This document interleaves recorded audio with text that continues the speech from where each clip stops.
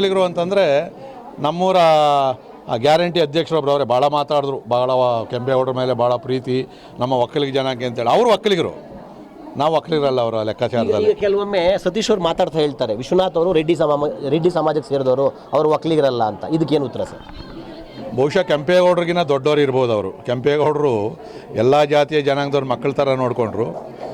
ಬಹುಶಃ ಕುಂಚಿಟಿಗ ಒಕ್ಕಲ ಇರ್ಬೋದು, ರೆಡ್ಡಿ ಒಕ್ಕಲಿಗ ಇರ್ಬೋದು, ಈ ಥರ ಮರಸೊಕ್ಕಲಿಗ ಇರ್ಬೋದು, ಗಂಗಡಕಾರ ಒಕ್ಕಲಿಗರು, ಇವರೆಲ್ಲ ಕೂಡ ಈ ಥರದ್ದು ನೂರಾರು ಉಪಜಾತಿಗಳನ್ನು ಸೇರಿಸಿ ಒಕ್ಕಲಿಗರು ಅಂತೇಳಿ.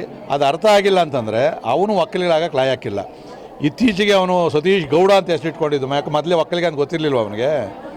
ಯಾರ ಹತ್ರ ಹೇಳ್ತಾರೆ? ಅವನು ನನಗೆ ಸಾಸಿವೆ ಕಾಳು ಇದ್ದಂಗೆ, ಅವ್ರ ಹತ್ರ ಕೇಳಿಸ್ಕೊಳೋಂಥ ಪ್ರಮೇಯ ಇಲ್ಲ. ಇನ್ನು ಕೃಷ್ಣಪ್ಪ ಅವ್ರು ಮಾತಾಡಲಿ, MP ಅವ್ರು ಮಾತಾಡಲಿ, ಉತ್ತರ ಕೊಡ್ತೀವಿ. ಇನ್ನು ಅವ್ರ ಮಾತಿಗೆಲ್ಲ ನಾವು ಉತ್ತರನ ಕೊಡೋದಿಲ್ಲ.